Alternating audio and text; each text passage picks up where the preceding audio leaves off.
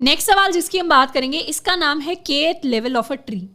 Tree के अंदर अगर मैं मान लूँ this is my first level, this is my second level and this level is my third level, और मुझे अगर किसी भी k की वैल्यू दी हुई है तो मुझे kth लेवल वाले सारे नोड्स को प्रिंट करवाना है। फॉर एग्जाम्पल इस पर्टिकुलर बाइनरी ट्री के अंदर अगर मुझे k की वैल्यू 3 के इक्वल दी है तो k इज इक्वल टू 3 पर पहले तो मैं थर्ड लेवल तक जाऊंगी।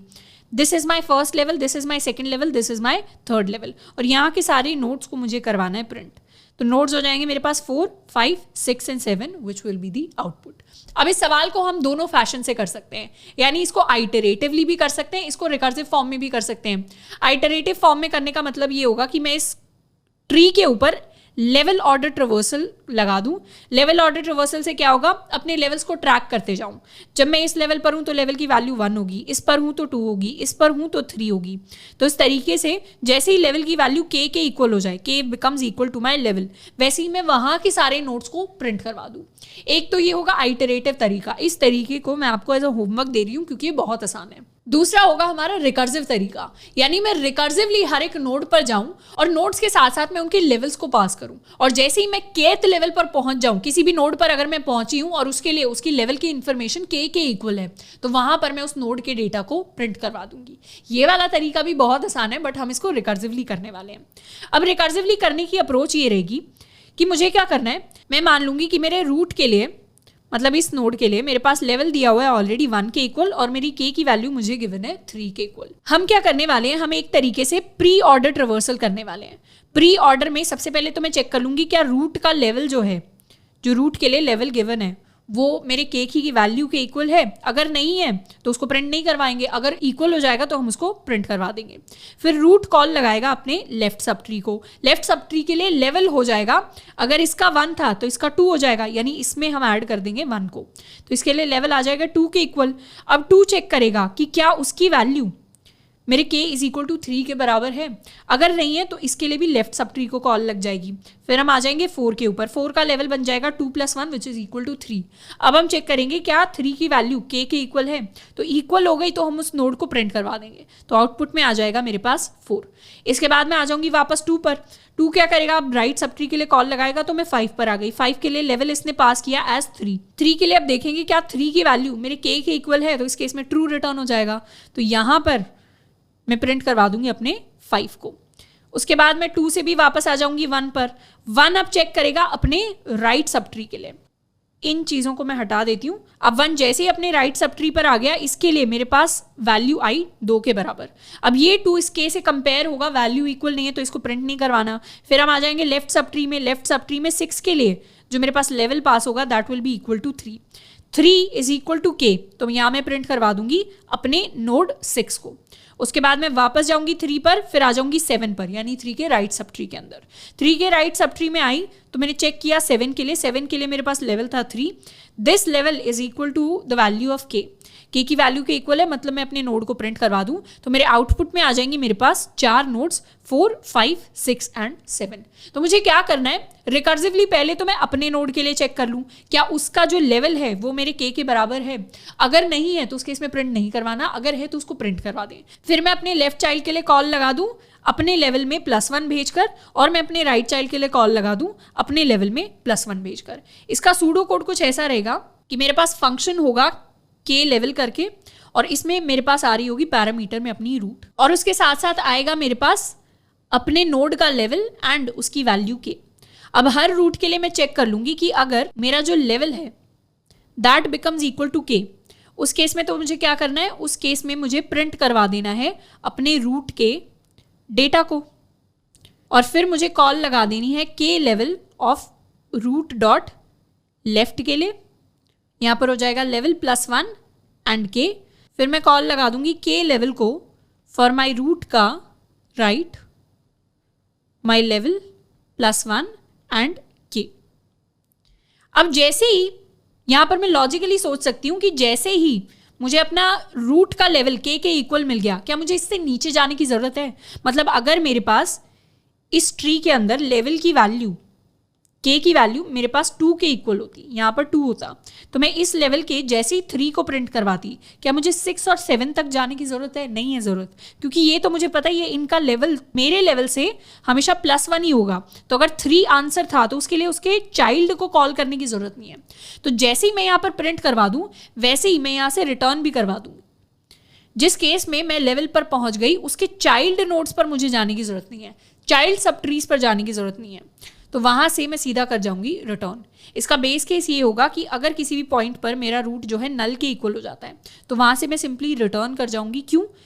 क्योंकि वहाँ पर तो मेरा कोई भी लेवल जो है, कोई नोड एग्जिस्ट ही नहीं करता, तो उसका डेटा मैं प्रिंट ही नहीं करा सकती, और ना ही मेरे पास सब ट्रीज है, तो यहाँ से डायरेक्टली मैं कर जाऊंगी रिटर्न। तो इस तरीके का मेरा सूडो कोड रहेगा, और हर नोड पर मैं क्या करूंगी, एक बार जाऊंगी। तो worst case time complexity kth level की रिकर्सिव केस में होने वाली है बिग ऑफ n के बराबर। इनफैक्ट अगर आप आइटरेटिव तरीके से क्यू की फॉर्म में लेवल ऑर्डर रिवर्सल से करते हैं तब भी वो कॉम्प्लेक्सिटी आपकी बिग ऑफ n ही आएगी, मतलब लीनियर टाइम का सवाल है। अब इसका हम कोड लिख कर देखते हैं। मैंने अपने मेन फंक्शन के अंदर अपना एक ट्री बनाया हुआ है, इसके लिए मैंने लेवल लिया है k = 2 के इक्वल, तो मेरे पास आंसर में आना चाहिए 2 and 3।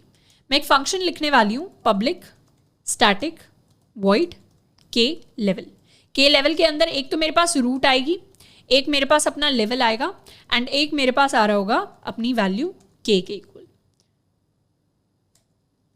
तो अगर किसी भी पॉइंट पर मेरी रूट नल के इक्वल हो जाती है तो उस केस में मैं रिटर्न कर दूंगी अपने कंट्रोल को, और अगर मेरा जो लेवल है वो इक्वल हो जाता है मेरे के की वैल्यू से, इसका मतलब मैं अपने सही लेवल पर हूँ। अब मुझे अपने रूट के डेटा को प्रिंट करवाना है, तो मैं प्रिंट करवा दूंगी रूट डॉट डेटा को, एंड यहीं से मैं कर जाऊंगी रिटर्न, क्योंकि अब सब ट्रीज पर जाने की मुझे ज़रूरत नहीं है। इसको बना देते हैं स्मॉल के। फिर मैं क्या करूंगी, अगर लेवल के इक्वल नहीं होता तो मैं सब ट्रीज को कॉल लगाऊंगी। उस केस में मैं के लेवल को कॉल लगाऊंगी फॉर माई रूट का लेफ्ट, और लेवल में मैं कर दूंगी हमेशा +1। सेम तरीके से मैं के लेवल को कॉल लगाऊंगी फॉर माई रूट का राइट, और लेवल में कर दूंगी +1। इसको कर लेते हैं सेव। तो ये बन गया मेरा के लेवल का कोड, और मेन फंक्शन से के की वैल्यू 2 के इक्वल है। अब मैं कॉल लगा दूंगी अपने के लेवल को, जिसमें पास कर दूंगी रूट फर्स्ट लेवल, यानी रूट का लेवल हो जाएगा 1 के इक्वल, और के की वैल्यू है 2 के बराबर। इसको कर लेते हैं save and now run. Output मेरे पास जो आया that is equal to 2 and 3। अगर यहीं पर मैं के की वैल्यू 3 के इक्वल कर देती तो मेरे पास आउटपुट में आते सारे लीफ नोड्स, यानी 4, 5, 6 and 7। तो इस तरीके से लीनियर टाइम में हम kth लेवल वाले सारे नोड्स को प्रिंट कर सकते हैं किसी भी बाइनरी ट्री के अंदर। नेक्स्ट सवाल जिसकी हम बात करेंगे, इसका नाम है लोएस्ट कॉमन एंसेस्टर। एंसेस्टर शब्द का मतलब होता है पूर्वज इंग्लिश के अंदर। अब एंसेस्टर जो प्रॉपर्टी है उसको हमने ऑलरेडी ट्रीज के इंट्रोडक्शन में पढ़ा था। एक नोड के लिए उसके एंसेस्टर्स कौन होते हैं, उसके जो पेरेंट होते हैं या पेरेंट के जो पेरेंट होते हैं, मतलब रूट तक लेकर उस नोड तक के रास्ते में जितने भी नोड्स लाए करते हैं वो सारे के सारे इस पर्टिकुलर नोड के एंसेस्टर्स हो जाते हैं, इंक्लूडिंग द रूट इटसेल्फ। तो अगर मैं यहाँ पर 4 की बात करूँ तो 4 के एंसेस्टर्स हो जाएंगे 2 and 1। अगर मैं 3 की बात करूँ तो 3 का एंसेस्टर हो जाएगा 1। 5 की बात करूँ तो 5 के एंसेस्टर्स हो जाएंगे 2 and 1। तो मुझे क्या करना है, मुझे 2 नोड्स दी होंगी, एक नोड होगी n1, एक नोड होगी n2। मुझे इन दोनों नोड्स के लिए इनका लोएस्ट कॉमन एंसेस्टर निकालना है। कॉमन एंसेस्टर यानी दोनों के लिए जो एंसेस्टर हो उसकी वैल्यू कॉमन हो, कॉमन नोड की हम बात कर रहे हैं। और लोएस्ट पॉसिबल यानी कम से कम पॉसिबल, यानी अगर मुझे दिया हुआ है 4 और 6 के लिए लोएस्ट कॉमन एंसेस्टर, तो 4 का एक एंसेस्टर तो है 2, 6 का एक एंसेस्टर है 3। अब 2 के भी ऊपर एक एंसेस्टर 4 के लिए है 1 और 6 के लिए है 1। तो इनका फर्स्ट जो कॉमन एंसेस्टर होगा, लोएस्ट मतलब फर्स्ट कॉमन एंसेस्टर, इन दोनों के लिए बन जाएगा 1। तो यहाँ पर आंसर में आ जाएगा 4 and 6 के लिए लोएस्ट कॉमन एंसेस्टर की वैल्यू एज 1। इसको हम LCA भी कहते हैं। My LCA will be equal to 1।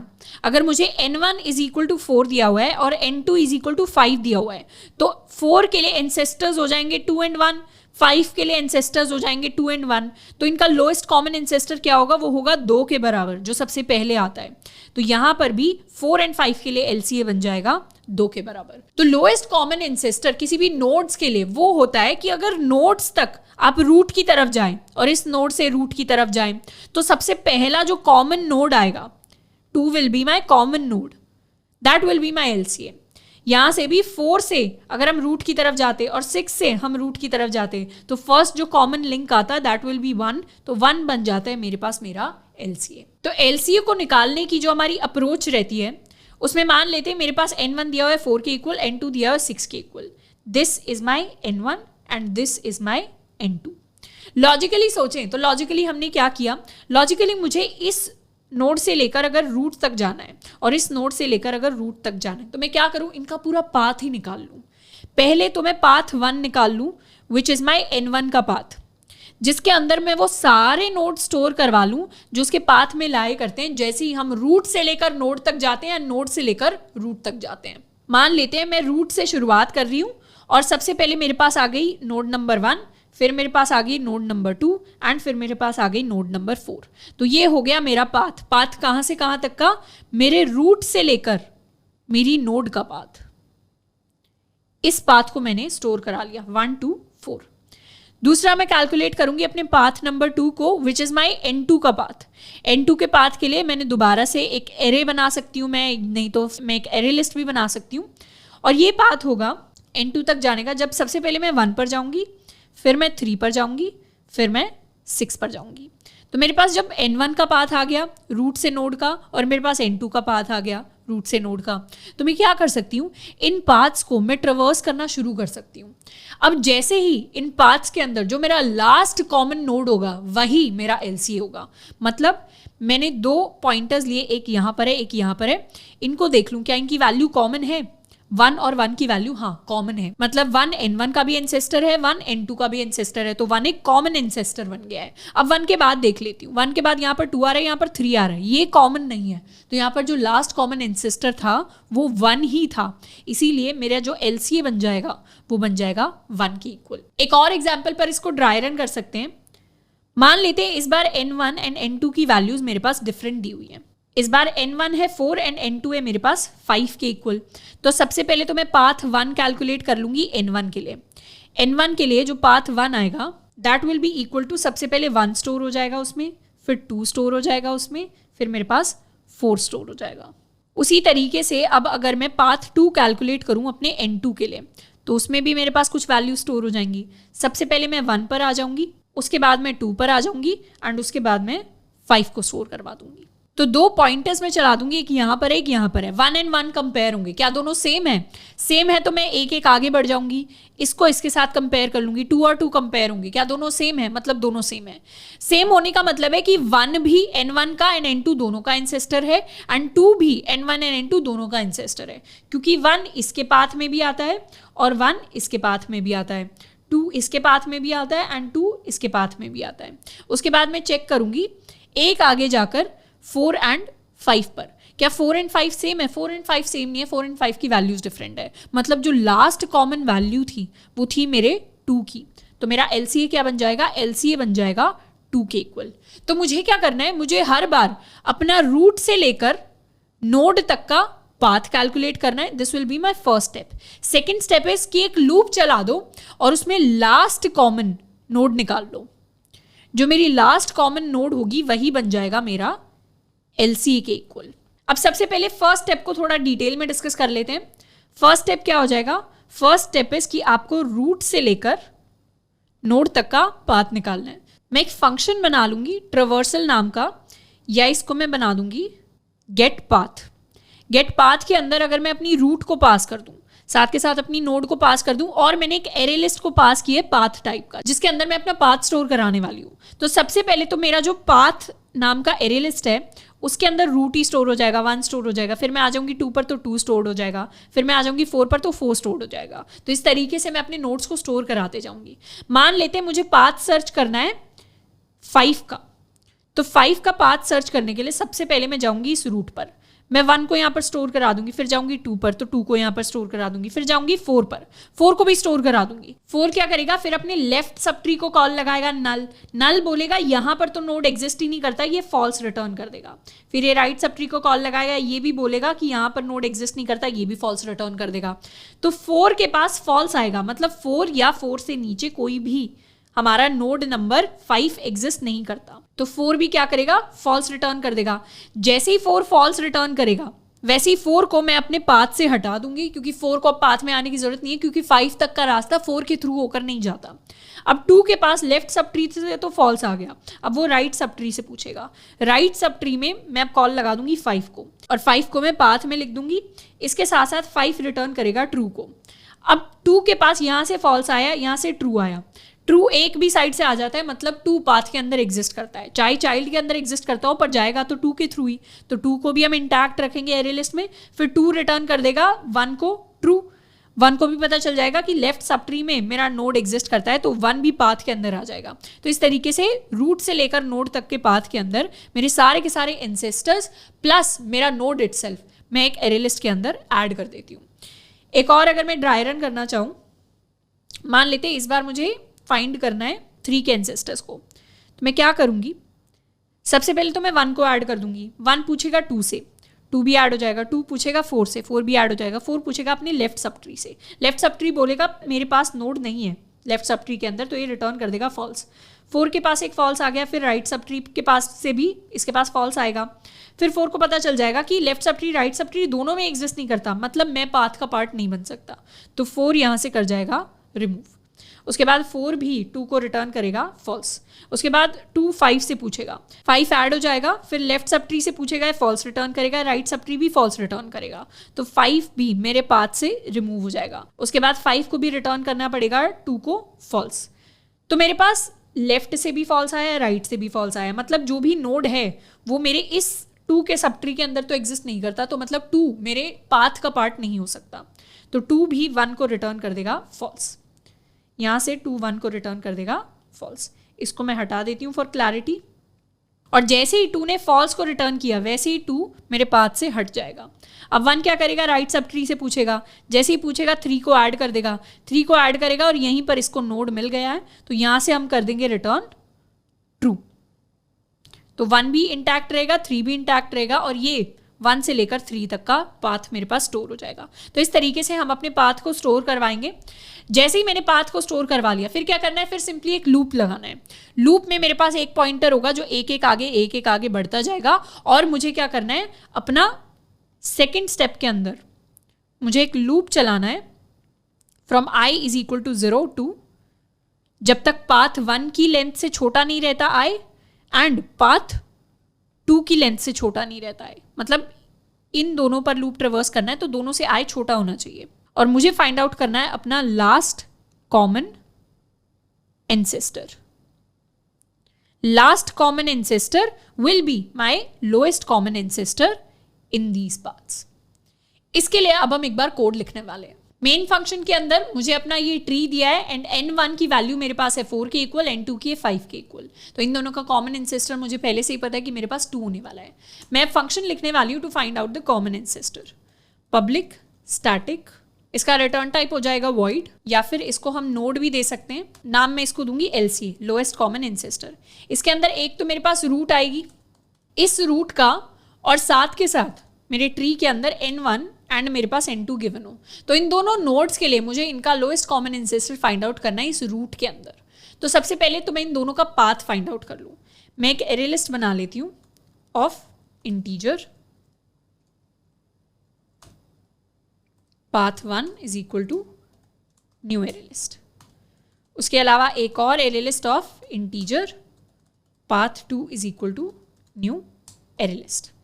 मैं गेट पाथ नाम का एक फंक्शन बनाऊंगी जिसके अंदर पास कर दूंगी मैं अपनी रूट को, अपनी n1 को, एंड साथ के साथ अपने path 1 को। तो ये फंक्शन क्या करेगा, मुझे रूट से लेकर n1 तक का पाथ इस path 1 के अंदर स्टोर करके दे देगा, एंड एक गेट पाथ को कॉल लगाऊंगी for my root, my n2 and my path 2। तो ये क्या करेगा, रूट से लेकर n2 तक का पाथ इस path 2 वाले एरे लिस्ट के अंदर मुझे स्टोर करके दे देगा। तो दोनों के जब मेरे पास पाथ आ जाएंगे तो मुझे लास्ट कॉमन एंसेस्टर को कैलकुलेट करना है। मैं एक पॉइंटर ले लेती हूँ i इज इक्वल टू 0। ये शुरू होगा 0 के साथ, i तब तक बढ़ता जाएगा जब तक path 1 डॉट लेंथ से छोटा हो, एंड path 2 डॉट लेंथ नहीं, यहाँ पर साइज आना चाहिए क्योंकि मेरे पास एरे लिस्ट है। path 2 डॉट साइज से छोटा हो, आई को हर बार कर दूंगी प्लस प्लस। अगर किसी भी पॉइंट पर मेरा path 1 dot get I is not equal to my path 2 dot get I, तो उस केस में मुझे क्या करना है, उस केस में मुझे लूप से कर जाना है ब्रेक। यानी ये लूप तब तक चलता रहेगा जब तक मेरे पाथ 1 की वैल्यू पाथ 2 की वैल्यू के इक्वल है, वहां से मैं ith इंडेक्स पर जो भी वैल्यूज है वो सेम है, तब तक ये चलता जाएगा। और जैसे ही अनइक्वल हो गई वहां से मैं कर जाऊंगी ब्रेक, और लास्ट में मेरी जो लास्ट इक्वल वैल्यू होगी, मतलब लास्ट इक्वल नोड जो होगी वो किसके इक्वल होगी, वो होगी i माइनस 1th इंडेक्स पर।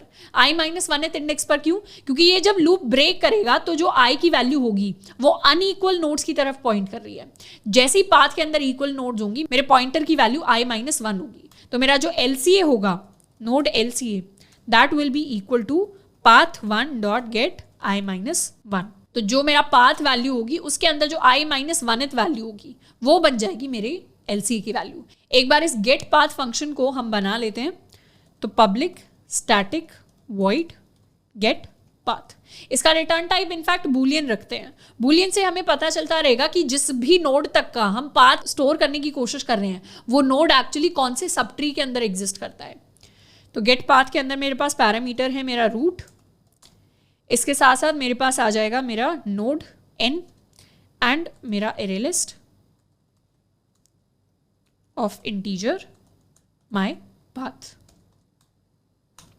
ऑल्सो यहां पर ये जो एरे लिस्ट है पाथ की, इसमें इंटीजर को स्टोर कराने की जगह मैं पूरे के पूरे नोड को स्टोर करा सकती हूँ। तो अपना जो पाथ है उसको हम चेंज करके कर देंगे नोड टाइप का, ताकि उनके अंदर हम सारी नोड्स को स्टोर कर पा पाए। यहां पर हो जाएगा i less than path 2 dot size. अब मैं अपने गेट पाथ के अंदर क्या करने वाली हूँ, सबसे पहले तो मैं अपने पाथ के अंदर अपनी नोड को ऐड करवा दूंगी। तो path dot add my root, फिर चेक कर लूंगी कि क्या अगर रूट का जो डेटा है that is equal to n, अगर रूट का डेटा n के इक्वल हो जाता है मतलब मुझे अपनी नोड मिल गई है, तो यहाँ से मैं रिटर्न करवा सकती हूँ डायरेक्टली ट्रू को। जैसे ही नोड मिल जाए मुझे उसके सब ट्रीज में जाने की जरूरत नहीं है, यहाँ से डायरेक्टली हम ट्रू रिटर्न करवा सकते हैं। और अगर नोड नहीं मिलती तो फिर हम सब ट्रीज के अंदर जाकर उसको सर्च करें, तो मैं कॉल लगा दूंगी गेट पाथ को फॉर रूट का लेफ्ट, उसके अंदर पास कर दूंगी अपना n एंड अपना पाथ। यहां से मेरे पास एक बूलियन वैल्यू रिटर्न होकर आएगी फाउंड लेफ्ट, फिर कॉल कर दूंगी अपने राइट सब ट्री के लिए, तो वहां से रिटर्न होकर आएगा found right is equal to get path for my root का राइट। तो मुझे अपने लेफ्ट सब ट्री के लिए कॉल लगानी है कि वहां पर मिला या नहीं, उसके लिए बूलियन वैल्यू आ जाएगी, और राइट सब ट्री में मिला नहीं, उसके लिए बूलियन वैल्यू आ जाएगी। अब मैं कंडीशन लिख लूंगी कि अगर मेरा जो नोड है वो या तो मेरे लेफ्ट सब ट्री में मुझे मिल गया था या फिर मेरे राइट सब ट्री में मुझे मिल गया था, उस केस में तो मुझे भी कर देना है रिटर्न ट्रू को। पर अगर मेरा जो नोड है ना वो मुझे लेफ्ट सब ट्री के अंदर मिला ना वो मुझे राइट सब ट्री के अंदर मिला, उस केस में मेरा जो रूट है वो मेरे पाथ का हिस्सा नहीं हो रहा होगा, तो उसको मैं रिमूव कर दूंगी। तो पाथ से लास्ट में ही होगा मेरा रूट, मैं रिमूव कर दूंगी पाथ डॉट साइज -1। अगर लेफ्ट सब ट्री में भी नहीं मिला, राइट सब ट्री में भी नहीं मिला, तो मतलब वहां के भी सारे रूट्स रिमूव हो गए होंगे पाथ से, और अब जो लास्ट में पाथ के अंदर रूट एग्जिस्ट करता है वो मेरा ही करंट रूट है। इस करंट रूट को मैं लास्ट में कर दूंगी रिमूव, क्योंकि मैं पाथ का हिस्सा नहीं हूं, क्योंकि मेरे सब ट्री के अंदर या मेरे खुद के नोड के अंदर कहीं पर भी मेरा नोड n एग्जिस्ट नहीं करता। और इसका बेस केस ये हो जाएगा कि अगर मैं किसी भी पॉइंट पर मेरी रूट नल के इक्वल हो जाती है तो उस केस में मैं रिटर्न कर दूंगी फॉल्स, कि यहाँ पर तो नोड n एग्जिस्ट नहीं करता, और यहाँ लास्ट में भी मैं रिटर्न कर दूंगी एक फॉल्स। अगर सब ट्रीज के अंदर एग्जिस्ट करता होगा तो ट्रू रिटर्न कर दिया, नहीं तो मैंने रिटर्न कर दिया अपनी फॉल्स वैल्यू को। अब LCA के अंदर मुझे क्या करना है, मैंने दोनों के पाथ को कैलकुलेट कर लिया है गेट पाथ की हेल्प से, और फिर मैंने दोनों का लास्ट कॉमन एंसेस्टर निकाल लिया है। अब मैं लास्ट में रिटर्न कर दूंगी अपने लोएस्ट कॉमन एंसेस्टर को। इसको एक बार समराइज कर लेते हैं। मैंने एक LCA नाम का फंक्शन बनाया जिसमें मैंने रूट से लेकर n1 तक का पाथ निकाल लिया और रूट से लेकर n2 तक का पाथ निकाल लिया। कैसे निकाला, मैंने शुरुआत कर दी कि मुझे रूट से लेकर किसी भी नोड n तक का पाथ निकालना है, तो मैंने एक एरे लिस्ट ले लिया पाथ नाम का। इसमें सबसे पहले तो मैंने पाथ को ऐड कर दिया, उसके बाद अगर रूट की डेटा मेरे n की वैल्यू के इक्वल हो जाता है तो वहाँ मुझे अपना डेटा मिल गया, यहीं से डायरेक्टली रिटर्न कर देंगे ट्रू, मतलब डेटा फाउंड हो गया। नहीं तो मैं अपने लेफ्ट सब ट्री में डेटा ढूंढूंगी और राइट सब ट्री में डेटा ढूंढूंगी और वहां से पाथ कैलकुलेट करने की कोशिश करूंगी। अगर लेफ्ट सब ट्री या राइट सब ट्री में से कहीं भी मिल गया तो मैं रिटर्न कर दूंगी ट्रू।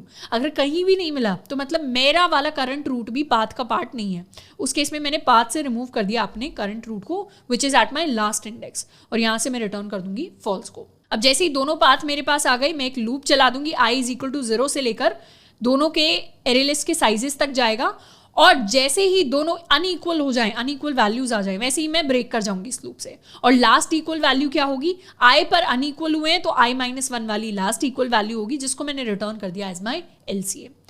अब मैं इस नोड 4 एंड इस नोड 5 के लिए इनका LCA निकालने वाली हूँ, जो कि आना चाहिए 2 के इक्वल। मैं कॉल लगा दूंगी LCA को for my root N1 and N2। इसको कर लेते हैं सेव एंड रन। तो मेरे पास नोड रिटर्न होकर आया है, तो ऐसा सा कुछ उसका एड्रेस मेरे पास प्रिंट हो गया है। तो मुझे क्या करना है, नोड के डेटा को प्रिंट करवाना है। इसको कर लेते हैं सेव, डेटा में प्रिंट होना चाहिए 2, तो 2 बन गया लोएस्ट कॉमन इंसेस्टर।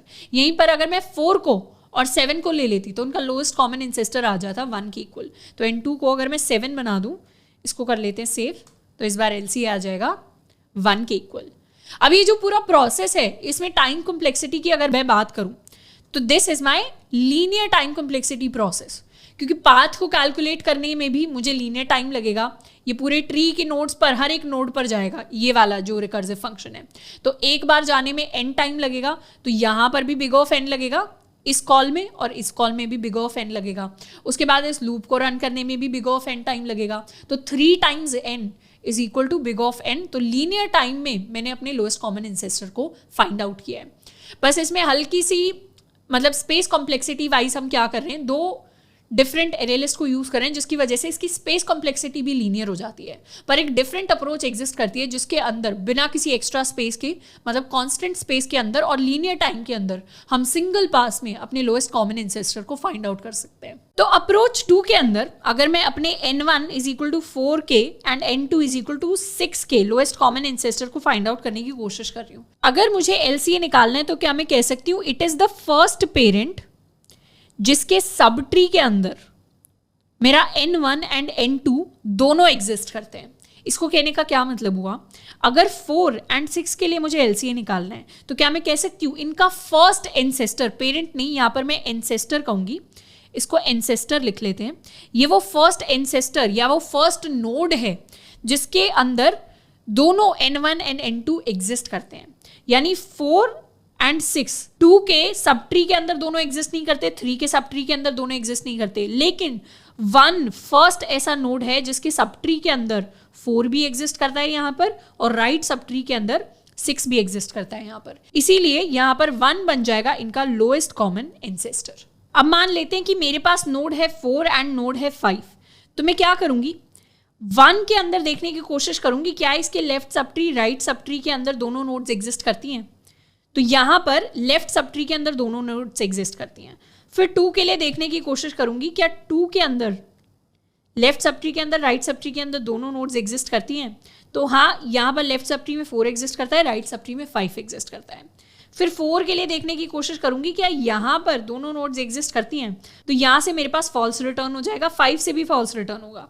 तो फर्स्ट टाइम जो मेरी नोड्स एग्जिस्ट करेंगी एक सब ट्री के अंदर वो होगा 2 वाला नोड। इसीलिए 4 एंड 5 का जो LCA बन जाएगा that will be my node number 2।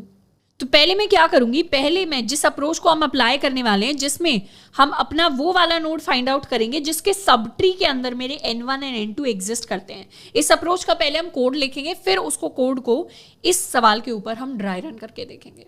Code के अंदर ऑलरेडी मेरे पास मेरा मेन फंक्शन था, मेरे पास N1 एंड N2 की वैल्यूज थी। अब मुझे क्या करना है, एक नया फंक्शन बनाना है पब्लिक स्टैटिक। इसका रिटर्न टाइप हम रखेंगे नोड, इसको नाम में दूंगी LCA 2 के इक्वल। इसमें पैरामीटर्स में आएगा मेरे पास रूट, साथ के साथ मेरा N1 एंड मेरा N2।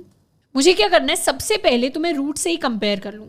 अगर रूट का डेटा N1 के इक्वल है या फिर रूट का डेटा N2 के इक्वल है तो उस केस में क्या होगा, उस केस में मेरा LCA यहाँ से मैं रिटर्न कर दूंगी अपने रूट को। मतलब अगर मैंने ऐसा ट्री दे दिया जिसके अंदर रूट ही n1 है एंड रूट ही n2 है, या उन दोनों में से कोई भी एक इक्वल हो गया, मतलब रूट को ही मैंने एज n1 पास कर दिया, तो उस केस में LCA तो रूट ही बन जाएगा, तो वहां से डायरेक्टली वही नोड जो है रिटर्न हो जाएगी एज माई LCA। उसके बाद मुझे क्या कोशिश करनी है, लेफ्ट सब ट्री के अंदर फाइंड करने की कोशिश करनी है LCA and right sub tree के अंदर LCA फाइंड करने की कोशिश करनी है। तो मैं लेफ्ट सब ट्री के लिए कॉल लगा दूंगी LCA2 को, जिसमें पास करूंगी रूट का लेफ्ट।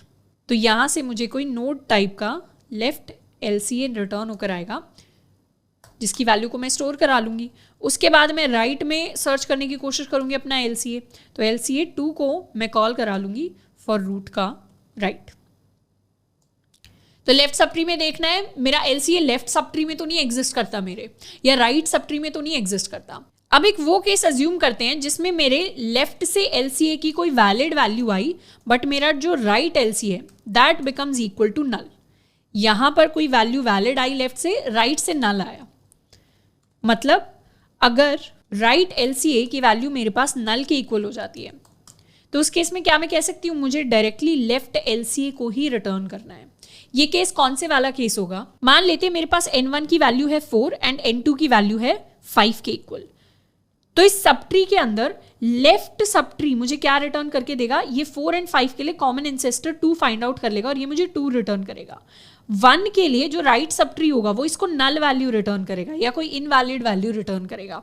तो अगर मैं किसी भी नोड पर हूं, मैं 1 पर हूं और 1 से लेफ्ट से मेरे पास कोई वैलिड वैल्यू आई है और राइट से मेरे पास नल आया है, इसका ये मतलब है कि राइट साइड में ना तो n1 एग्जिस्ट करता ना n2 एग्जिस्ट करता। तो अगर राइट साइड में ना n1 एग्जिस्ट करता ना n2 एग्जिस्ट करता, तो क्या 1 कभी भी लोएस्ट कॉमन इंसेस्टर हो सकता है? नहीं हो सकता, क्योंकि लेफ्ट से अगर वैलिड वैल्यू आई है इसका मतलब है n1 n2 दोनों लेफ्ट में है, और n1 n2 दोनों लेफ्ट में है, मतलब उनका जो लोएस्ट कॉमन इंसेस्टर होगा वो भी लेफ्ट में एग्जिस्ट करता होगा, जिसके लेफ्ट सब ट्री में एक n1 या n2 में से कोई एक होगा और राइट सब ट्री में से दूसरा होगा। तो इस केस में अगर कभी भी मेरे लेफ्ट सब ट्री से वैलिड वैल्यू आती है और राइट सब ट्री से नल आता है, तो उस केस में लेफ्ट सब ट्री से जो वैलिड वैल्यू आई है मतलब मेरे 2 की वैल्यू, वही मेरा आंसर होगा और उसी को मैं रिटर्न कर दूंगी। This is the same in the opposite case, यानी अगर मेरे n1 की वैल्यू 7 हो गई और n2 की वैल्यू 6 हो गई, उस केस में क्या होगा, राइट साइड से एक वैलिड वैल्यू आएगी, क्या वैल्यू आएगी, 3 के इक्वल, और लेफ्ट साइड से मेरे पास नल आएगा। इसका मतलब है 1 मेरा LCA हो ही नहीं सकता। मेरे n1 n2 दोनों राइट साइड में एग्जिस्ट कर रहे हैं, तो मेरा LCA भी राइट सब ट्री में एग्जिस्ट करेगा। कैसे एग्जिस्ट करेगा, जो भी राइट सब ट्री से वैलिड वैल्यू वैलिड आंसर आया है उसी को मैं डायरेक्टली रिटर्न कर दूंगी। तो 1 किसको रिटर्न करेगा, 1 3 को रिटर्न कर देगा एज LCA। तो अगर लेफ्ट से वैल्यू आई कोई वैलिड, राइट से नल आया, तो मैं रिटर्न कर दूंगी लेफ्ट वाली वैल्यू, और अगर मेरे लेफ्ट LCA की वैल्यू नल के इक्वल आ गई तो उस केस में मैं रिटर्न कर दूंगी अपने राइट LCA को। तो यहां से मैंने सब ट्रीज के अंदर फाइंड आउट कर लिया अगर वहां पर मेरा जो कॉमन LCA है वो एग्जिस्ट करता है क्या। लेकिन अगर दोनों में से कोई भी नल नहीं है, ये वो केस था जिसमें राइट नल था, ये वो केस था जिसमें लेफ्ट नल था, लेकिन अगर दोनों में से कोई भी नल नहीं है तो उस केस में मुझे क्या करना है, उस केस में मतलब एक सब ट्री के अंदर मेरा n1 एग्जिस्ट करता है, एक सब ट्री के अंदर मेरा n2 एग्जिस्ट करता है, मतलब मैं ही उनका फर्स्ट कॉमन इंसेस्टर हूँ। उस केस में मैं रिटर्न कर दूंगी अपनी वैल्यू यानी रूट की वैल्यू एज माई LCA। इसका बेस केस ये हो जाएगा अगर किसी भी पॉइंट पर मेरी जो रूट है वो नल के इक्वल हो जाती है, उस केस में मैं रिटर्न कर दूंगी अपनी नल की वैल्यू को। या इन तीनों केसेस को मैं कंबाइन भी कर सकती हूँ कि यहाँ पर मैं डायरेक्टली लिख दूँ कि अगर रूट इक्वल्स नल तो भी मैं नल को रिटर्न करूँगी यानी रूट को रिटर्न करूँगी, तो मेरे पास सिंगल बेस केस बन जाएगा। तो अगर मेरी रूट नल हो जाती है या रूट का डेटा n1 या n2 के इक्वल हो जाता है तो मैं रूट को रिटर्न कर दूँ एज LCA। उसके अलावा लेफ्ट साइड में लेफ्ट सब ट्री में LCA कैलकुलेट करने की कोशिश करूं, राइट सब ट्री में LCA कैलकुलेट करने की कोशिश करूं, दोनों में से एक भी नल हो जाता है तो मतलब दूसरे सब ट्री के अंदर से सही LCA की वैल्यू आई थी उसको रिटर्न करना है, और दोनों नॉट नल हैं, दोनों के अंदर वैलिड वैल्यूज हैं, उसका मतलब मैं रिटर्न कर दूंगी अपने रूट को। इसको कर लेते हैं सेव। 4 एंड 7 के लिए मैं कॉल लगाऊंगी, 4 एंड 7 के लिए जो लोएस्ट कॉमन इंसेस्टर आना चाहिए that should be equal to 1। इसको कर लेते हैं save and now run. Answer आया मेरे पास 1 के इक्वल। अब मैं 4 एंड 6 के लिए चाहूं तो उसके लिए भी मेरे पास 1 के इक्वल आंसर आना चाहिए। 4 एंड 6 का lowest common ancestor is equal to 1। अब एक बार ड्राई रन करके देखते हैं इसको। मान लेते हैं मेरे पास ये ट्री गिवन है जिसमें n1 की वैल्यू है 4, n2 की वैल्यू है 6 के इक्वल, यानी इस नोड एंड इस नोड के मुझे LCA निकालना है। तो मैं क्या करूंगी, सबसे पहले अकॉर्डिंग टू द कोड मैं अपने रूट पर जाऊंगी। रूट क्या करेगा, सबसे पहले 3 कंडीशंस को चेक करेगा। पहली ये कि क्या रूट नल हो गया है, दूसरी ये कि क्या रूट n1 के इक्वल हो गया है, तीसरी ये कि क्या रूट n2 के इक्वल हो गया है। इन तीनों केसेस में हम रिटर्न करते हैं अपनी रूट को। तो यहां पर तो न रूट नल हुआ है, ना n1 के इक्वल हुआ है, ना n2 के इक्वल हुआ है। अगर इन तीनों केसेस में से कोई भी केस नहीं होता तो हम क्या करते हैं, अपने लेफ्ट सब ट्री के अंदर फाइंड आउट करने की कोशिश करते हैं। तो लेफ्ट सब ट्री के अंदर जाकर मेरा काम है अपने लिए अपना लेफ्ट LCA फाइंड आउट करना और अपना राइट LCA फाइंड आउट करना। तो मैं 2 के पास जाऊंगी, 2 भी चेक करेगा कि क्या 2 नल है, n1 है, n2 के इक्वल है, इनमें से कोई कंडीशन ट्रू नहीं होगी। तो 2 भी पहले अपना लेफ्ट LCA फाइंड आउट करेगा। फिर हम आ जाएंगे 4 पर, 4 फाइंड आउट करेगा कि क्या नल है या n1 के इक्वल है या n2 के इक्वल है। 4 की वैल्यू इक्वल हो जाएगी n1 के, तो यहाँ से ये कंडीशन ट्रू हो जाएगी और हम रिटर्न कर देंगे रूट को। रूट को रिटर्न करने का मतलब यहाँ से जो वैल्यू रिटर्न हो रही होगी वो वैल्यू रिटर्न होगी 4 वाली नोड। अब 2 के ऊपर लेफ्ट LCA की वैल्यू जो आई है, this value is equal to 4। अब 2 अपने राइट LCA से वैल्यू निकालेगा तो 5 पर आएगा। 5 के लिए इनमें से कोई कंडीशन ट्रू नहीं होगी तो 5 भी अपने लेफ्ट LCA पर जाएगा, यहां से रिटर्न होकर आएगा नल, यहां से रिटर्न होकर आएगा नल। अब 5 का जो लेफ्ट LCA है वो नल है, राइट LCA नल है। तो कंडीशंस क्या होती हैं, कंडीशन ये होती है कि अगर राइट LCA नल हो जाता है तो उस केस में हम रिटर्न कर देते हैं लेफ्ट LCA, और अगर लेफ्ट LCA नल हो जाता है तो उस केस में हम रिटर्न कर देते हैं अपना राइट LCA। और अगर राइट एंड लेफ्ट दोनों नॉट नल होते हैं तो उस केस में हम रिटर्न कर देते हैं अपनी रूट को। तो कुछ इस तरीके का हमने कोड लिखा है। 5 के लिए क्या हुआ, लेफ्ट LCA भी नल हो गया, राइट LCA भी नल हो गया। तो पहले राइट वाली कंडीशन चेक होती है, राइट LCA अगर नल हो गया तो लेफ्ट LCA को रिटर्न कर दो, मतलब यहां से भी नल रिटर्न हो जाएगा। तो यहां से मैं रिटर्न करवा दूंगी नल। अब 2 एनालाइज करेगा, 2 के पास लेफ्ट LCA से 4 आया, राइट LCA से नल आया, तो राइट LCA उसका नल के इक्वल है, तो यहां से मैं रिटर्न कर दूंगी अपने लेफ्ट LCA को यानी 4 को। तो 2 भी रिटर्न कर देगा 1 को नोड 4। इन सबको मैं हटा देती हूं नीचे से। अब 1 के पास अपने लेफ्ट LCA से 4 रिटर्न होकर आया है और अब उसे कॉल लगानी है अपने राइट LCA की। राइट LCA की कॉल लगाएगा तो 3 पर आ जाएगा, 3 कॉल लगाएगा अपने लेफ्ट LCA को कॉल, लेफ्ट LCA क्या रिटर्न करेगा, ये रिटर्न करेगा इसे नल वैल्यू। अब 3 कॉल लगा देगा 6 को, 6 पर जैसे ही हम आ जाएंगे 6 की वैल्यू इक्वल हो जाएगी मेरे n2 के, तो 6 n2 के इक्वल हो गया तो रिटर्न कर देगा खुद ही को यानी 6 को, तो यहां से रिटर्न हो गया मेरे पास 6। अब 3 के पास लेफ्ट LCA नल आया है, राइट LCA 6 आया है। जैसे ही लेफ्ट LCA नल हो गया तो हम रिटर्न कर देते हैं राइट LCA को, यानी 3 भी रिटर्न कर देगा नोड 6 को। तो 1 की बात करें, 1 के पास लेफ्ट LCA से आया है 4, राइट LCA से आया है 6, तो 1 का लेफ्ट LCA भी नॉट नल है, राइट LCA भी नॉट नल है। जब दोनों वैल्यूज नॉट नल होती है तो हम रिटर्न कर देते हैं अपनी रूट को, यानी इस 1 को ही। तो यहां से रिटर्न हो जाएगा LCA इक्वल्स टू 1। तो 4 एंड 6 के लिए जो मेरे पास लोएस्ट कॉमन एंसेस्टर आता है दैट इज इक्वल टू 1, और कुछ इस तरीके से हमारा कोड काम करेगा। अब इस कोड की स्पेशल बात यह है कि यहाँ पे हमने कोई एक्स्ट्रा स्पेस नहीं यूटिलाइज की in terms of an array list, कोई extra array list, link list, कोई एक्स्ट्रा डेटा स्ट्रक्चर हमने यूज नहीं किया है। सिंगल पास के अंदर, मतलब हर नोड पर एक बार हम गए हैं और हमने हर नोड पर जाकर अपने LCA को कैलकुलेट कर लिया है। तो ये लीनियर टाइम में हमने सॉल्व कर लिया है विद कॉन्स्टेंट स्पेस। बट क्योंकि यहाँ पर हम रिकर्जन को यूज कर रहे हैं तो रिकर्जन के स्टैक की स्पेस को मैंने यहाँ पर इंक्लूड नहीं किया। रिकर्जन के स्टैक की स्पेस को इंक्लूड करें तो फिर यहाँ पर भी मेरे पास लीनियर स्पेस लग रही होगी। बट हाँ, कोई ऑक्सिलरी डेटा स्ट्रक्चर मैंने यूज नहीं किया, सिर्फ रिकर्जन वाले स्टैक को यूज किया है। नेक्स्ट सवाल जिसको हम सॉल्व करने वाले हैं, इसका नाम है मिनिमम डिस्टेंस बिटवीन 2 नोड्स। तो मुझे अपने ट्री की कोई भी 2 नोड्स दी होंगी और इन दोनों नोड्स के बीच में मिनिमम पॉसिबल डिस्टेंस को मुझे निकालना है। जैसे यहाँ पर मुझे अगर n1 दिया है 4 के इक्वल एंड n2 दिया है 6 के इक्वल, तो इनके बीच का जो डिस्टेंस है वो है टोटल नंबर ऑफ एजेस जो इसके पाथ में लाए करते हैं। यानी ये फर्स्ट डिस्टेंस हो जाएगा, ये 2 के इक्वल डिस्टेंस हो जाएगा, this is equal to 1, this is equal to 2, this is equal to 3, this is equal to 4। तो इन दोनों के बीच का जो मिनिमम पॉसिबल डिस्टेंस हो जाएगा वो हो जाएगा 4 के बराबर। वैसे ही अगर मैं यहाँ पर n1 इज इक्वल टू 5 ले लेती and n2 is equal to 3 ले लेती, तो इनके बीच का डिस्टेंस होता 1, 2 एंड 3 के बराबर, तो वहां पर आंसर मेरे पास हो जाता 3। अब minimum distance between two nodes निकालने का सबसे बेस्ट तरीका है LCA वाला तरीका, लोएस्ट कॉमन इंसिस्टर वाला तरीका। तो इस सवाल को अगर हमें एफिशिएंटली करना है तो इस सवाल को हम लोएस्ट कॉमन इंसिस्टर से करने वाले हैं। इस सवाल को करने के लिए पहले हमें लोएस्ट कॉमन इंसिस्टर अच्छे से समझ में आना चाहिए। हम क्या करेंगे, एक बाइनरी ट्री के अंदर किसी भी दो नोड्स के बीच का मिनिमम डिस्टेंस जो होता है वो होता है कि आप LCA से लेकर इस नोड का डिस्टेंस निकाल लें एंड LCA से लेकर N2 का डिस्टेंस निकाल लें और दोनों के डिस्टेंस को हम ऐड कर दें तो मेरे पास टोटल मिनिमम डिस्टेंस आ जाएगा। यानी अगर मेरे पास दो नोड्स गिवन है N1 एंड N2 तो मैं इन दोनों नोड्स का LCA निकाल लूँ। पहले मैं डिस्टेंस 1 निकालूँ LCA से लेकर N1 तक का डिस्टेंस, फिर मैं डिस्टेंस 2 निकाल लूँ LCA से लेकर N2 तक का डिस्टेंस, फिर जो मेरे डिस्टेंस 1 प्लस डिस्टेंस 2 की वैल्यू होगी ये बन जाएगा मेरा minimum distance between N1 and N2। For example अगर मुझे N1 दिया हुआ है 4 के इक्वल, N2 दिया है 6 के इक्वल, इनका LCA क्या हो जाएगा, LCA हो जाएगा 1, लोएस्ट कॉमन इंसेस्टर इज 1।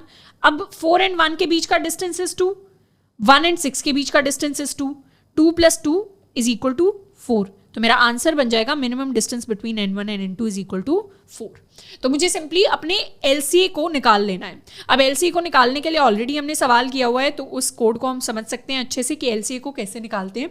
हम बात करेंगे कि LCA से लेकर नोड तक के डिस्टेंस को हम कैसे निकालते हैं। LCA क्योंकि मेरा एंसेस्टर होता है तो उसको एक तरीके से मैं अपना पेरेंट या पेरेंट का पेरेंट इस तरीके से अपनी हायरार्की में मेरे से किसी ऊपर लेवल पर मेरा LCA एग्जिस्ट करता होगा। मान लेते हैं मेरा LCA है 1, तो यहां पर मैं 1 से शुरुआत करते करते N1 को पहले सर्च करने की कोशिश करूंगी और साथ के साथ जैसे ही मुझे N1 मिलता है मैं यहां से डिस्टेंस रिटर्न कर दूंगी 0। पहले 1 अपने लेफ्ट सब ट्री में चेक करेगा क्या 2 की वैल्यू N1 के इक्वल है, नहीं है तो 2 भी अपने लेफ्ट सब ट्री में चेक करेगा क्या 4 की वैल्यू N1 के इक्वल है, यहां पर 4 की वैल्यू मेरे N1 के इक्वल हो जाएगी। तो मैं क्या करूंगी, यहां से मैं रिटर्न कर दूंगी अपना डिस्टेंस, यानी 4 और मेरे N1 के बीच में कितना डिस्टेंस है, ये डिस्टेंस हो जाएगा 0 के बराबर क्योंकि 4 की वैल्यू ही N1 की वैल्यू है। तो दोनों अगर ओवरलैप करते हैं यानी 4 ही N1 है तो दोनों के बीच में डिस्टेंस कितना, 0 के इक्वल डिस्टेंस। तो मैं 2 को पास कर दूंगी डिस्टेंस एज 0। अब 2 क्या देखेगा, 2 देखेगा कि मेरा N1 से कितना डिस्टेंस है। अगर यहां से डिस्टेंस 0 रिटर्न होकर आए तो क्या मैं कह सकती हूँ 2 से डिस्टेंस रिटर्न होकर जो आएगा that will be equal to 1, क्योंकि 2 क्या करेगा, कहीं पर भी अगर वैलिड डिस्टेंस आ जाता है तो 2 का डिस्टेंस एक हायर लेवल पर है तो +1 हो जाएगा। तो 2 यहां से रिटर्न कर देगा डिस्टेंस एज 1। तो 1 का 4 से लेकर कितना डिस्टेंस होगा, 1 के पास जो भी डिस्टेंस आया उसमें वो ऐड कर देगा 1 को, तो 1 रिटर्न कर देगा 2 को। तो कह सकते हैं कि LCA जो 1 था और मेरा नोड N1 जो 4 था, इन दोनों के बीच का डिस्टेंस LCA ने मुझे 2 बताया है, तो दोनों के बीच का डिस्टेंस हो जाएगा 2 के इक्वल। अब बात करते हैं कि अगर LCA से हम N2 का डिस्टेंस फाइंड आउट करने की कोशिश करें। N2 है मेरा ये वाला नोड। सबसे पहले हम लेफ्ट सब ट्री में जाकर देखेंगे क्या मेरा N2 लेफ्ट सब ट्री में तो नहीं एग्जिस्ट करता, तो मैं 2 से पूछूंगी क्या 2 N2 के बराबर है, नहीं है, तो मैं इसके लेफ्ट सब ट्री से पूछूंगी क्या ये N2 के बराबर है, नहीं है। फिर ये चले जाएगा अपने नल पर, नल पर जैसे ही पहुंच गया यहाँ से मेरा बेस केस हिट कर जाएगा। अब नल पर वैल्यू जो एग्जिस्ट नहीं करती तो हम -1 रिटर्न कर सकते हैं ये दिखाने के लिए। -1 मतलब नोड डजंट एग्जिस्ट। तो 4 भी क्या करेगा, 4 भी रिटर्न कर देगा अपने ऊपर वाले लेवल को -1 कहने का मतलब है मेरा N2 नीचे एग्जिस्ट नहीं करता। फिर 2 को भी यहां से -1 मिला, फिर ये 5 से पूछेगा, 5 भी -1 रिटर्न करेगा क्योंकि यहां पर भी नहीं है N2। तो 2 भी क्या रिटर्न करेगा, 2 भी 1 को -1 रिटर्न करेगा क्योंकि इस पूरे के पूरे 2 वाले सब ट्री के अंदर मेरा N2 एग्जिस्ट नहीं करता। इनको मैं हटा देती हूँ फॉर क्लैरिटी। फिर 1 क्या करेगा, 1 अपने राइट सब ट्री से पूछेगा। 3 क्या करेगा, 3 अपने पहले लेफ्ट सब ट्री से पूछेगा। लेफ्ट सब ट्री के अंदर हमें 6 मिल गया। जैसे ही 6 मिल जाता है मतलब जैसे ही मेरे रूट का जो डेटा है वो मेरे n के इक्वल हो जाता है, वैसे ही वहां से मैं अपना डिस्टेंस रिटर्न कर दूं एज 0। नहीं तो मुझे क्या करना है, लेफ्ट में अपने n को सर्च करना है एंड राइट में अपने n को सर्च करना है। और बेस केस ये हो जाएगा कि अगर जैसे ही मेरा रूट जो है वो नल के इक्वल हो गया उस केस में मैं रिटर्न कर दूं -1, ये दिखाते हुए कि यहां पर मेरा नोड एग्जिस्ट नहीं करता। लेफ्ट और राइट से मैं चेक कर लूंगी, अगर दोनों से -1 आ गया उस केस में तो मुझे भी -1 रिटर्न करना है। अगर दोनों में से किसी से भी एक वैलिड वैल्यू आ गई, वैलिड वैल्यू मतलब ग्रेटर देन -1 वाली वैल्यू आ गई, तो वहां से मैं रिटर्न कर दूंगी दैट वैल्यू +1, क्योंकि मैं एक लेवल ऊपर हूं। अगर मैं पेरेंट नोड पर हूं और मेरे सब ट्री के अंदर कहीं पर मिला है तो मैं एक लेवल ऊपर हूं, तो मुझसे डिस्टेंस हो जाएगा +1 के इक्वल। इस तरीके का मेरा सूडो कोड रहेगा। यहां पर मुझे 6 मिल गया है, 6 क्या करेगा, 6 रिटर्न कर देगा 3 को 0। 3 क्या करेगा, 3 को ऑलरेडी मिल गया है 0, तो 3 ऊपर वाले लेवल को रिटर्न कर देगा 1। तो 1 को 1 मिल गया है 1 डिस्टेंस दूर, तो 1 रिटर्न कर देगा 2। कहने का मतलब है कि 1 से 6 का जो डिस्टेंस है दैट इज इक्वल टू 2। तो डिस्टेंस 1 भी 2 आ गया, डिस्टेंस 2 भी 2 आ गया, और आंसर मेरे पास आ जाएगा 4 के इक्वल। इसके लिए हम कुछ ऐसा सूडो कोड लिखने वाले हैं जिसकी टाइम कॉम्प्लेक्सिटी होने वाली है लीनियर टाइम कॉम्प्लेक्सिटी। हर नोड पर जाकर मुझे क्या करना है, पहले उसके डेटा को कंपेयर कर लूं, अगर वहीं पर मेरा नोड n एग्जिस्ट करता है वहां से रिटर्न कर दूं 0, डिस्टेंस आज 0। नहीं तो लेफ्ट सब ट्री में फाइंड करूं, राइट सब ट्री में फाइंड करूं, दोनों ने -1 रिटर्न किया मतलब नोड एग्जिस्ट नहीं करता, मैं भी -1 रिटर्न करूं। दोनों ने एक भी वैलिड डिस्टेंस मुझे रिटर्न करके दे दिया तो उस वैल्यू में मैं ऐड कर दूंगी 1 और वो हो जाएगा मेरे रूट का डिस्टेंस। और बेस केस ये हो जाएगा कि अगर मेरा रूट नल हो जाता है तो उस केस में मैं रिटर्न कर दूं -1, मतलब यहां पर मेरा नोड n एग्जिस्ट नहीं करता। मेन फंक्शन के अंदर मुझे ऑलरेडी एक बाइनरी ट्री दिया हुआ है, उसको मैंने कंस्ट्रक्ट किया हुआ है, रूट को बनाया हुआ है, साथ के साथ मेरे पास मेरे n1 एंड n2 है। n1 की वैल्यू है 4 के इक्वल, n2 की वैल्यू है 6 के इक्वल। मुझे यहीं से दिख रहा है कि इन दोनों के बीच में जो डिस्टेंस है दैट इज इक्वल टू 4 और 4 एजेस। अब ये डिस्टेंस फाइंड आउट करने के लिए मैं एक फंक्शन बनाती हूँ, पब्लिक स्टैटिक इंट, इसको नाम दूंगी मिनिमम डिस्टेंस। मिनिमम डिस्टेंस के अंदर में एक तो मेरे पास मेरे पैरामीटर में आएगी मेरी रूट नोड ट्री की, एक आएगा मेरा नोड n1, एक आएगा मेरा नोड n2। सबसे पहले मैं क्या करूंगी, दोनों का LCA फाइंड आउट करूंगी। Node LCA is equal to, मैं LCA2 को कॉल लगा दूंगी। ये मेरा LCA का फंक्शन था जिसको ऑलरेडी हम LCA वाले क्वेश्चन में लिख चुके हैं। इसी सेम फंक्शन को मुझे दोबारा से लिख लेना है। अगर हमने नई शीट में खोलकर हम कोड कर रहे हैं तो नई फाइल में खोलकर, ये होता है मेरा LCA का फंक्शन। मैं LCA को फंक्शन को कॉल लगा दूंगी जिसमें मैं पास कर दूंगी अपनी रूट n1 एंड n2 को। तो मेरे पास मेरा लोएस्ट कॉमन एंसेस्टर आ गया। अब मैं एक फंक्शन बना लेती हूँ, एक और हेल्पर फंक्शन, इसको मैं नाम दे देती हूँ LCA डिस्टेंस, यानी LCA से किसी भी नोड का डिस्टेंस कितना है। इसमें मैं पास कर दूंगी अपनी रूट पहले n1, तो ये हो जाएगा मेरा इंट डिस्टेंस 1। उसके बाद मैं डिस्टेंस 2 को कैलकुलेट कर लूंगी। My LCA distance will be equal to root से लेकर, इनफैक्ट रूट नहीं, यहाँ पर मैं पास करूंगी अपना LCA, मतलब मेरे लोएस्ट कॉमन एंसेस्टर से लेकर मेरे n2 तक का डिस्टेंस जो हो जाएगा, this will become my distance 2, and मैं रिटर्न कर दूंगी अपने डिस्टेंस 1 प्लस डिस्टेंस 2 की वैल्यू को। अब फंक्शन लिख लेते हैं, मतलब अपने इस LCA डिस्टेंस को हम कंप्लीट करने वाले हैं। Public static int LCA distance, जिसके अंदर एक तो मेरे पास मेरी रूट आ रही होगी, इसी LCA को मैंने रूट कह दिया है पैरामीटर में, और दूसरा आ रहा होगा मेरे पास मेरी नोड n। किसी भी रूट से लेकर किसी भी n तक के डिस्टेंस को कैसे फाइंड आउट करते हैं उसके लिए हम कोड लिखने वाले हैं। उसमें बस रूट की जगह मुझे LCA पास कर देना है, n की जगह n1 या n2 को पास कर देना है। अगर मेरी रूट नल है तब तो वहां से कोई डिस्टेंस एग्जिस्ट नहीं करता, तो यहां से सिंपली मैं रिटर्न कर दूं -1। नहीं तो अगर मेरे रूट का डेटा ही मेरे n के इक्वल हो जाता है, मतलब मेरा n और मेरा रूट सेम है, तो यहाँ से डिस्टेंस तो 0 हो जाएगा, तो यहाँ से मैं रिटर्न कर दूं 0। बाकी केसेस में मैं अपने लेफ्ट सब ट्री से एंड राइट सब ट्री से डिस्टेंस कैलकुलेट करने की कोशिश करूंगी। तो my left distance will be equal to LCA distance,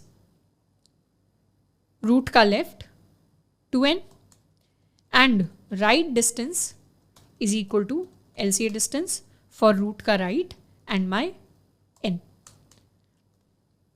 अब मुझे क्या करना है, अगर दोनों की वैल्यू -1 है तब तो मैं -1 रिटर्न कर दूं, नहीं तो मैं रिटर्न कर दूं जिसने भी वैलिड वैल्यू भेजी है +1 को। अगर left distance equal to -1 and my right distance is also equal to -1, उस केस में तो मैं रिटर्न कर दूं -1 को ही। वरना मुझे क्या करना है, वरना मुझे चेक कर लेना है कि अगर मेरे लेफ्ट डिस्टेंस की वैल्यू -1 के है, इक्वल है, तो उस केस में मैं अपने राइट डिस्टेंस +1 को रिटर्न कर दूं, नहीं तो मैं रिटर्न करने वाली हूं अपने लेफ्ट डिस्टेंस +1 की वैल्यू को। इसको थोड़ा सा मैं समराइज कर देती हूँ। किसी भी रूट से किसी भी नोड n तक के डिस्टेंस को कैसे कैलकुलेट करते हैं, अगर रूट नल हो गई तो वहां से डिस्टेंस एग्जिस्ट नहीं करेगा, तो वहां पे रिटर्न कर देंगे -1। अगर रूट पर ही नोड n है तो वहां से डिस्टेंस 0 हो जाएगा, क्योंकि दोनों ओवरलैप कर रहे हैं, सेम जगह की सेम नोड की हम बात कर रहे हैं। नहीं तो पहले लेफ्ट सब ट्री में देख लेंगे एग्जिस्ट करता है तो वहां से डिस्टेंस निकाल लें, राइट सब ट्री से डिस्टेंस निकाल लें। अगर लेफ्ट एंड राइट दोनों का डिस्टेंस -1 आता है, मतलब मुझे में -1 रिटर्न करना है, मेरे किसी भी सब ट्री के अंदर वो रूट नोड n एग्जिस्ट नहीं करती। अगर लेफ्ट डिस्टेंस -1 आ गया, मतलब राइट डिस्टेंस में वैलिड वैल्यू थी, तो हम रिटर्न कर देंगे राइट डिस्टेंस +1।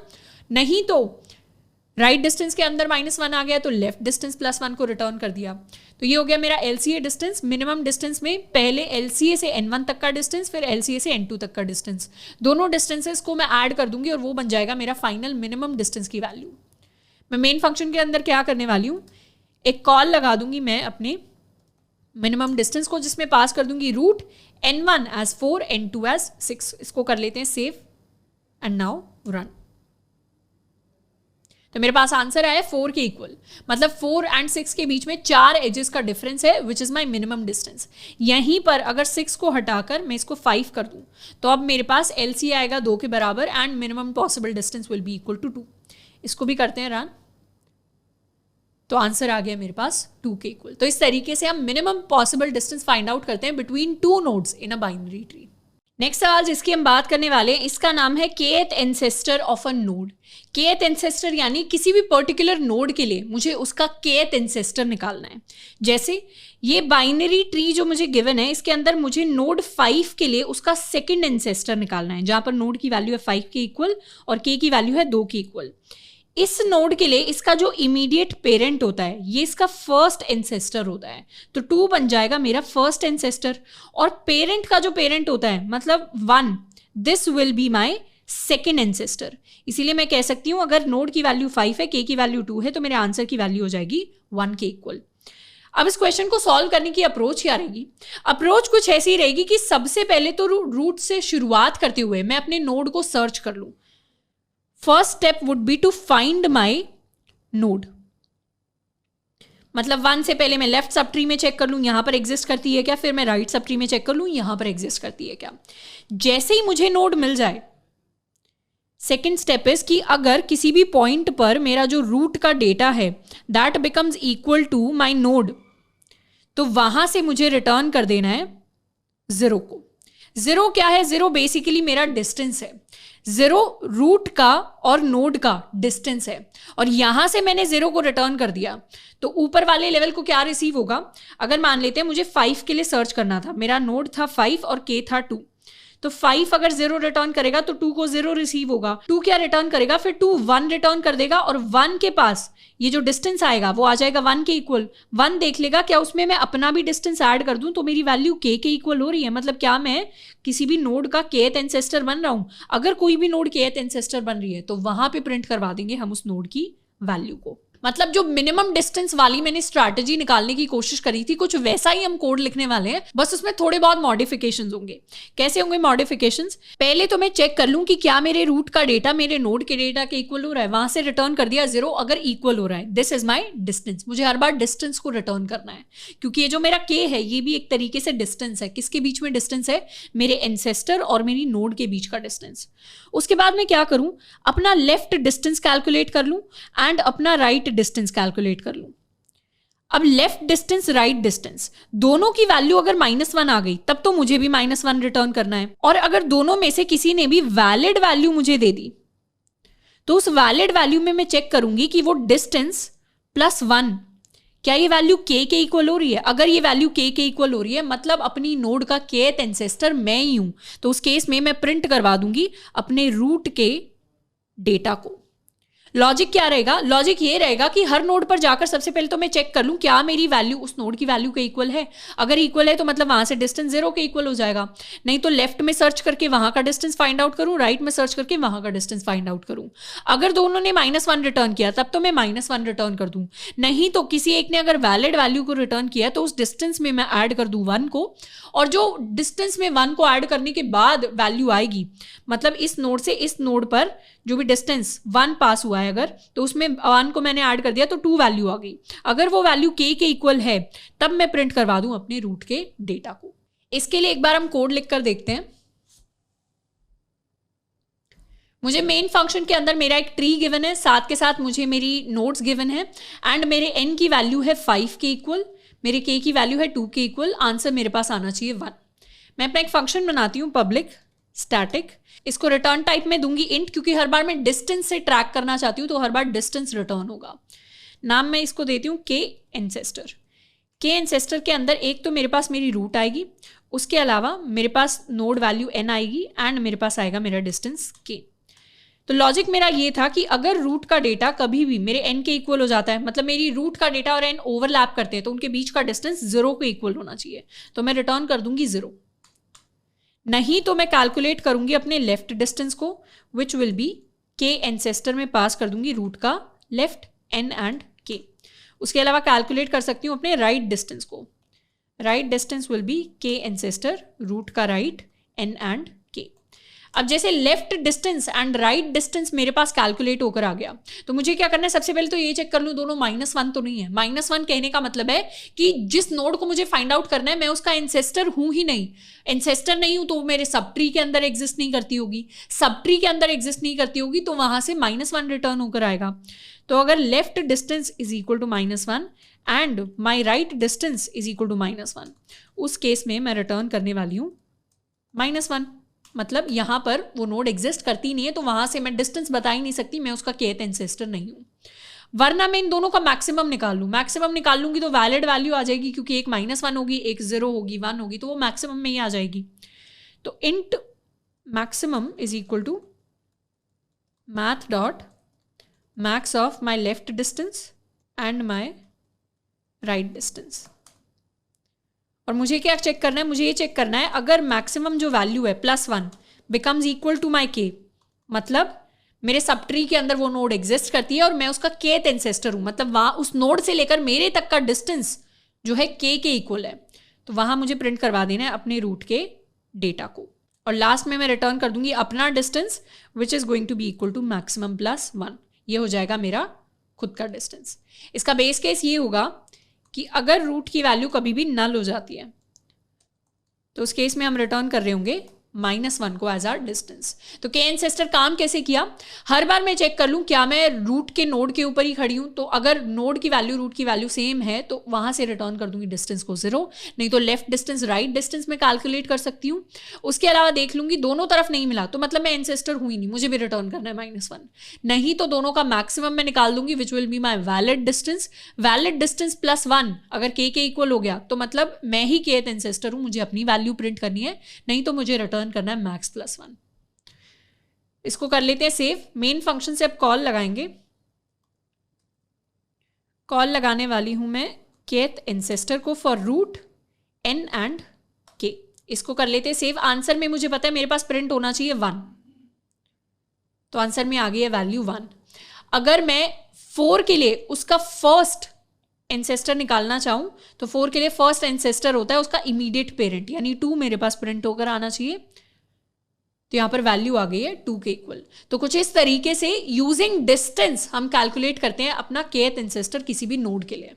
अगर इसको मैं हल्का सा ड्राई रन करके भी देखूं तो यहां पर मैं क्या कह सकती हूं, अगर मुझे n की वैल्यू 5 के इक्वल गिवन है, k की वैल्यू 2 के इक्वल गिवन है, सबसे पहले 1 पर आएंगे।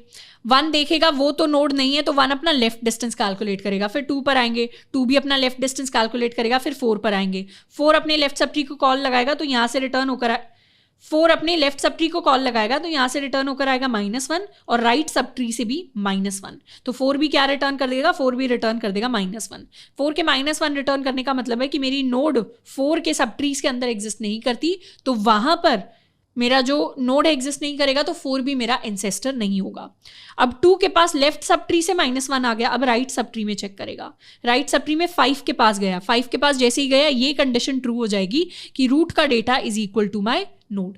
जैसे ये ट्रू हो गई, 5 क्या रिटर्न कर देगा, 5 यहां से रिटर्न कर देगा वैल्यू को 0। 2 के पास एक -1 आया, एक 0 आया, 2 इनका मैक्सिमम निकाल लेगा। मैक्सिमम क्या हो जाएगा, maximum will be maximum 0 and -1 which will be 0। तो 2 देखेगा क्या 0 में मैं 1 को ऐड कर दूं तो वो मेरे k के इक्वल हो रहा है, तो ये k के इक्वल नहीं होगा क्योंकि 1 इज नॉट इक्वल टू 2। तो 2 भी क्या रिटर्न करेगा, अपना 0 + 1 यानी 1 डिस्टेंस को रिटर्न कर देगा। तो 1 के पास लेफ्ट से तो 1 आएगा और 1 के पास हमें पता ही है राइट से यहां से क्या आने वाला है -1, क्योंकि सारे नोड्स -1 रिटर्न करेंगे क्योंकि यहां पर हमें अपना n कहीं पर मिलेगा ही नहीं।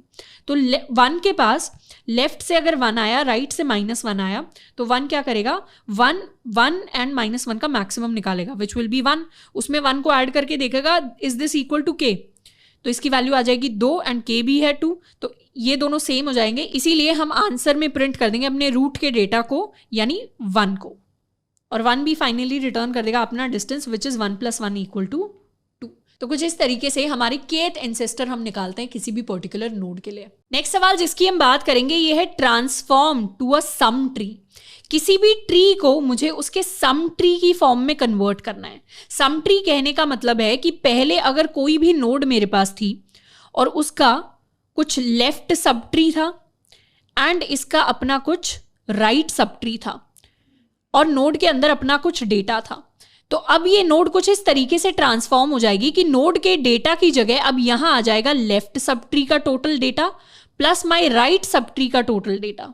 तो यहां से इसके डेटा की वैल्यू हटकर लेफ्ट सब ट्री का हम टोटल डेटा निकाल लेंगे, राइट सब ट्री का टोटल वैल्यूज निकाल लेंगे और इन दोनों को ऐड करके जो भी सम आएगा वो अब मेरे नोड के ओरिजिनल डेटा को रिप्लेस कर रहा होगा।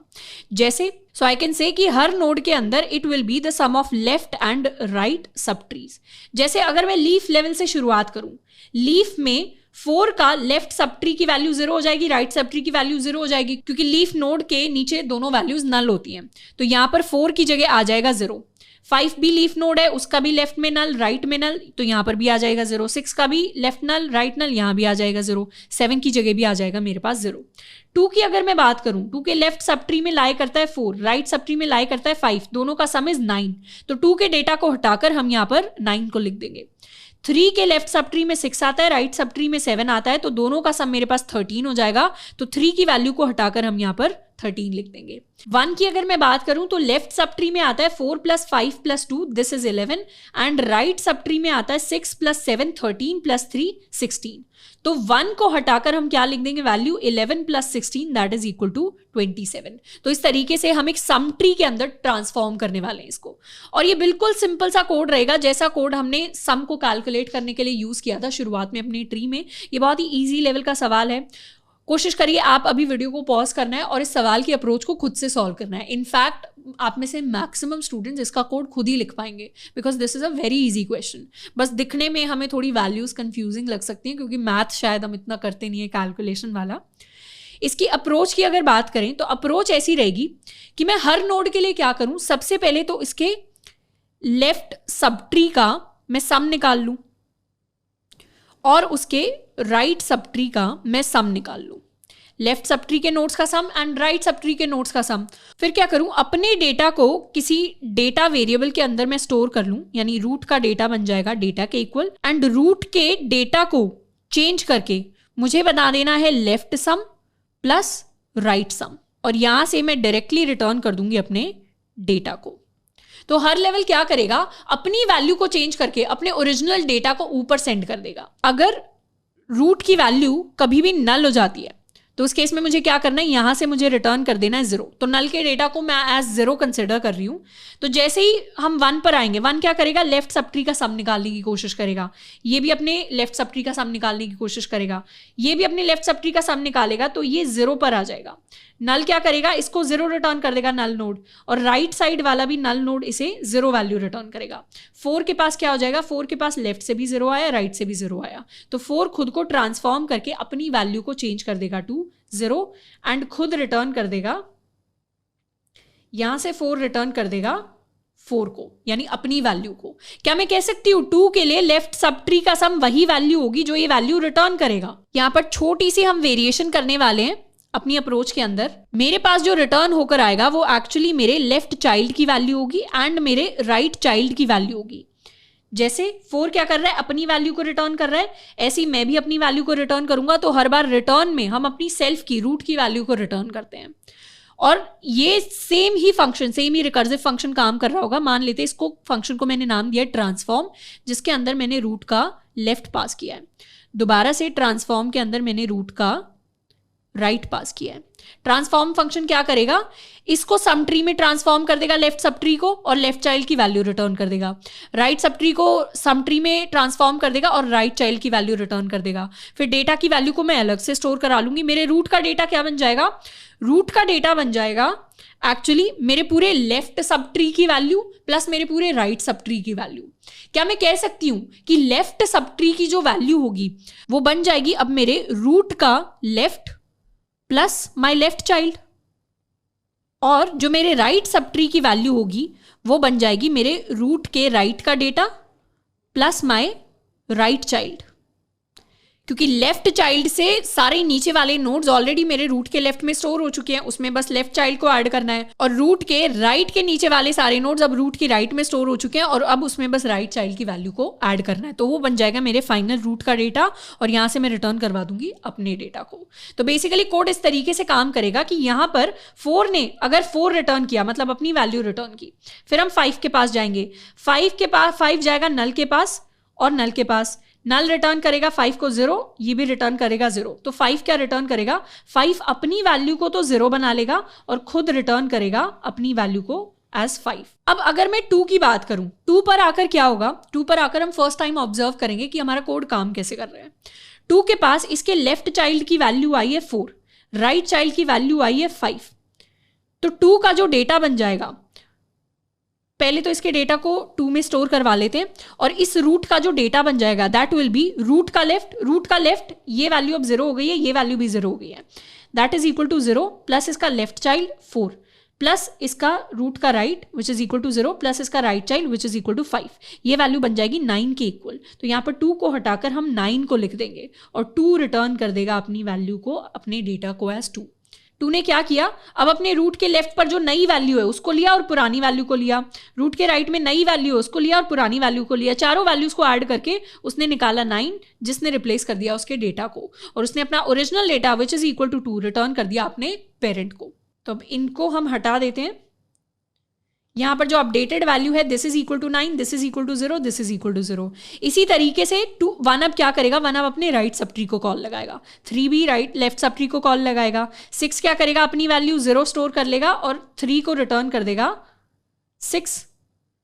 7 क्या करेगा, अपनी वैल्यू 0 स्टोर कर लेगा और 3 को रिटर्न करेगा 7।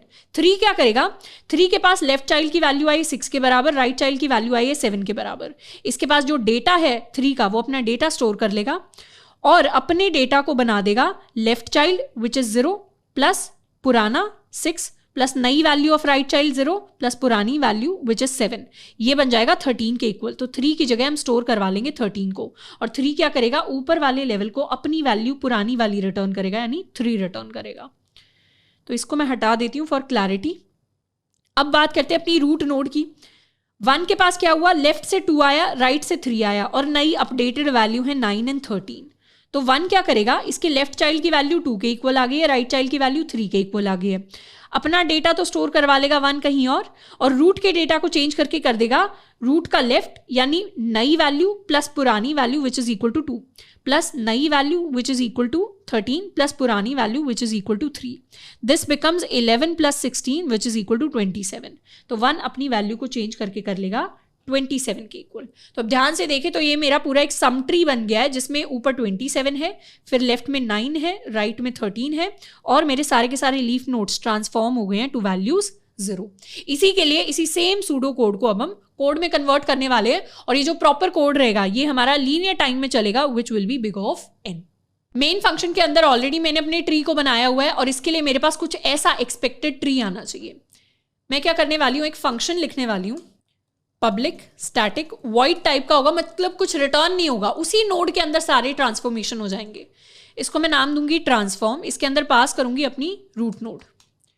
मुझे सबसे पहले क्या करना है, सबसे पहले तो मैं कॉल लगा दूं अपने लेफ्ट चाइल्ड को ट्रांसफॉर्म करने के लिए।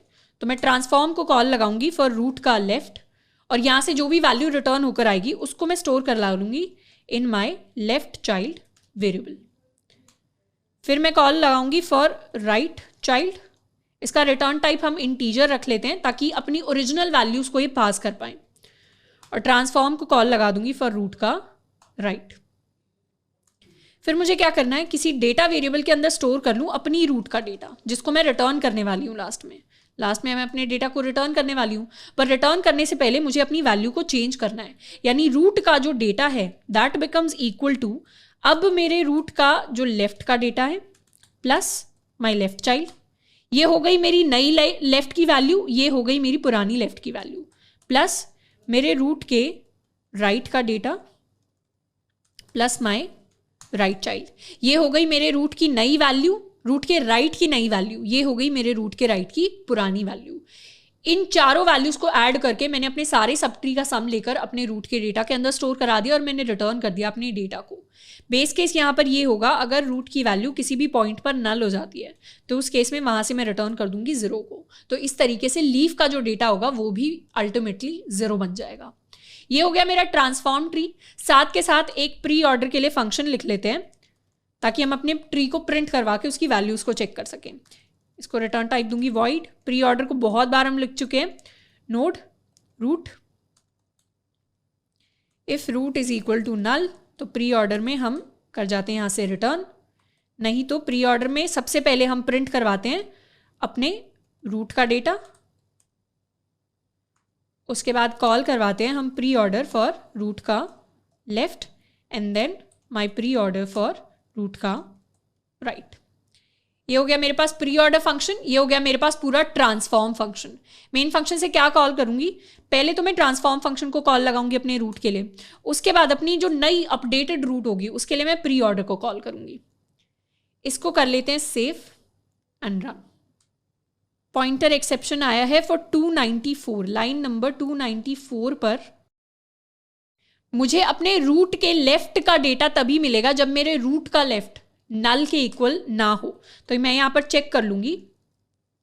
सबसे पहले इसको थोड़ा सा हल्का सा चेंज कर देती हूं, टोटल लेफ्ट का जो डेटा है दैट बिकम्स इक्वल, इसको मैं थोड़ा सा चेंज कर देती हूं, इंट ऑफ न्यू लेफ्ट का डेटा, अगर रूट का लेफ्ट नल के इक्वल हो जाता है तब तो ये वैल्यू 0 हो जाए, नहीं तो ये वैल्यू हो जाए रूट के लेफ्ट के डेटा के इक्वल।